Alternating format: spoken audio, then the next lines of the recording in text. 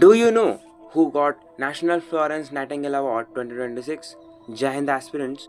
President Draupadi Murmu presented the National Florence Nightingale Award 2026 to distinguished nursing personnel at a ceremony held at the Rashtrapati Bhavan on May 12th, observed as International Nurses Day. Let's know about the National Florence Nightingale Award, instituted in 1973 by the Ministry of Health and Family Welfare. The National Florence Nightingale Award honors meritorious service rendered by nursing professionals in the country. The awards are presented to registered nurses, midwives, auxiliary nurse midwives, lady health visitors serving under central and state government, union territories, and voluntary organizations.